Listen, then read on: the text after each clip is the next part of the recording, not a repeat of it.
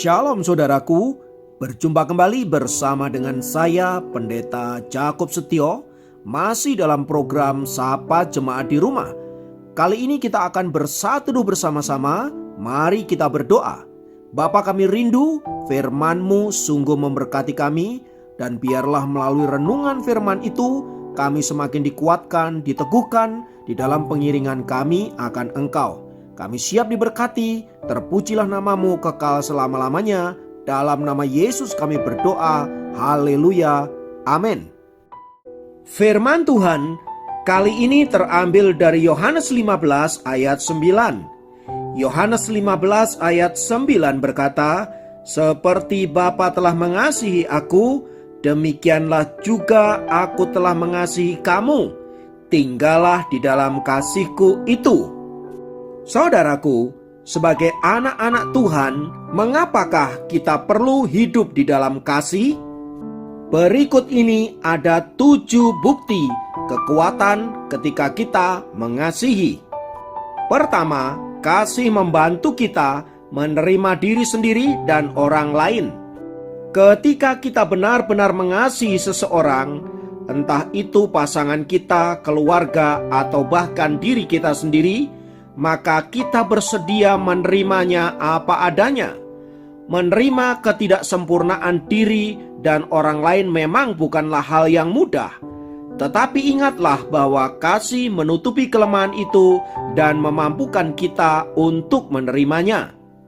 Yang kedua, kasih memampukan kita untuk dapat mengampuni orang lain dan mengampuni diri kita sendiri. Salah satu hal yang tersulit untuk dilakukan oleh seseorang adalah melepaskan pengampunan, terutama untuk orang lain yang telah menyakiti diri kita. Tetapi kasih dapat memampukan kita untuk melakukannya meski perasaan kita tidak mendukung untuk kita melepaskan pengampunan itu. Semua itu menjadi bukti bahwa ketika kita mau mengasihi, entah bagaimana kita diberikan kekuatan dan kemampuan untuk memberikan pengampunan yang semula kita pikir itu mustahil untuk kita lakukan. Yang ketiga, kasih memampukan kita untuk bertumbuh secara personal. Ketika kita benar-benar mengasihi seseorang, maka kita akan berusaha untuk menjadi pribadi yang lebih baik untuknya.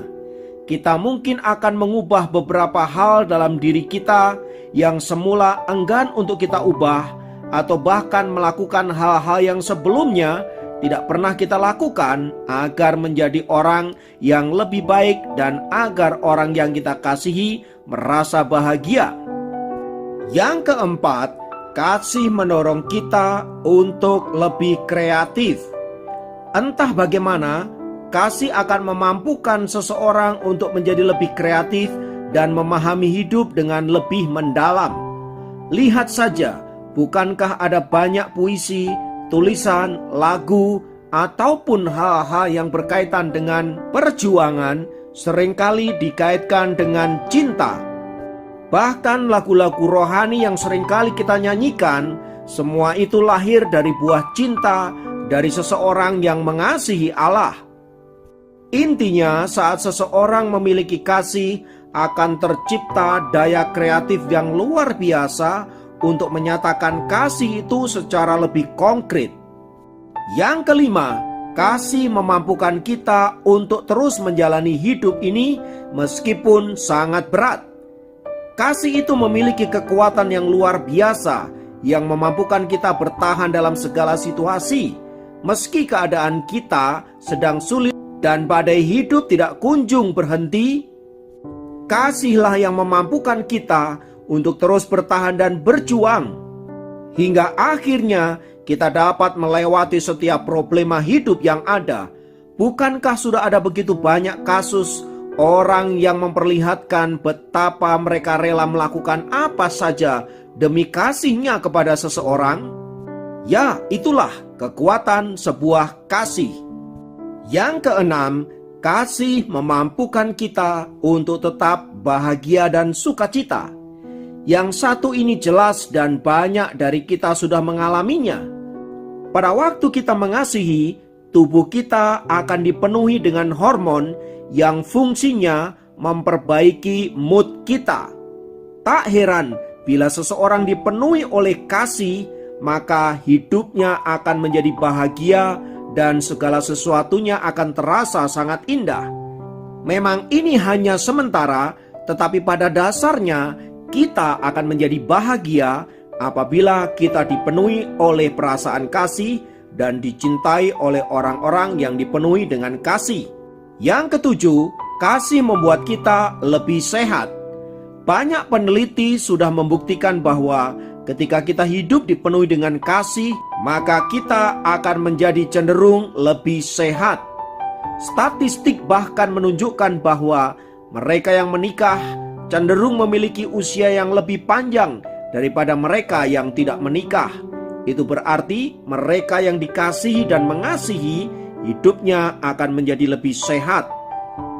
Selain itu, ada juga banyak penelitian yang membuktikan bahwa ketika kita jatuh cinta, maka sistem kekebalan tubuh kita akan menjadi meningkat berlipat-lipat. Itulah bukti bahwa ketika kita mengasihi, ketika kita mencintai, tubuh kita akan menjadi sehat. Oleh sebab itu, hiduplah dalam kasih, maka engkau akan menjadi lebih sehat. Baik sehat secara mental, sehat secara spiritual, sehat juga secara jasmani. Kiranya firman Tuhan yang sederhana ini memampukan kita untuk senantiasa hidup di dalam kasih.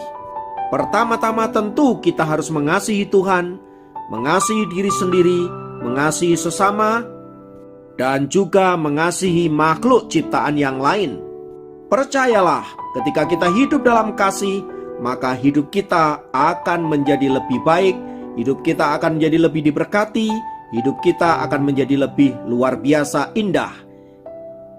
Kiranya Tuhan memberkati. Mari kita berdoa.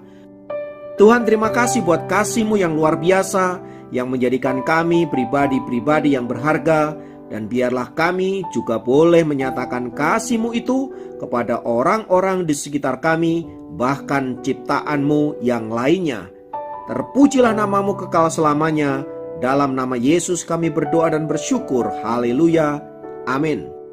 Demikian program Sapa Jemaat kali ini. Sampai jumpa dalam program Sapa Jemaat yang lain. Tuhan Yesus memberkati.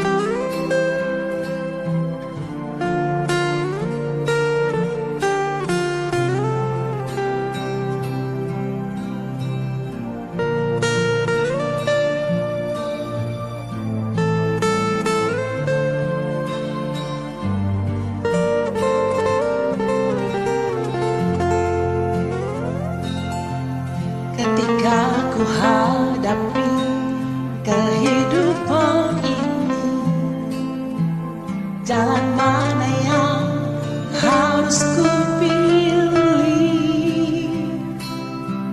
Ku tahu ku tak mampu, ku tahu ku tak sanggup. Hanya Kau Tuhan tempat jawabanku. Aku pun tahu ku tak pernah sendiri, sebab Engkau Allah yang menggendongku. Tangan-Mu membelaiku, cinta-Mu memuaskanku. Kau mengangkatku ke tempat yang tinggi. Janji-Mu seperti fajar pagi hari yang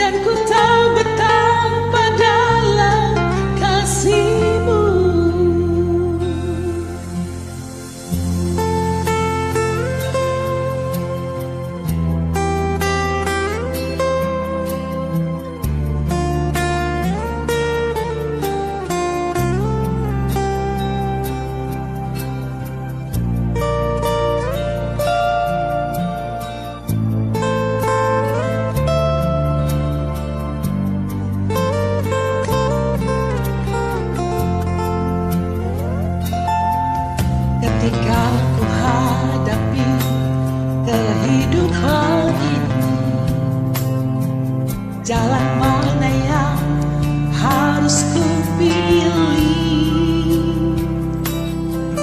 Ku tahu ku tak mampu, ku tahu ku tak sanggup. Hanya Kau Tuhan tempat jawabanku. Aku pun tahu ku tak pernah sendiri, sebab Engkau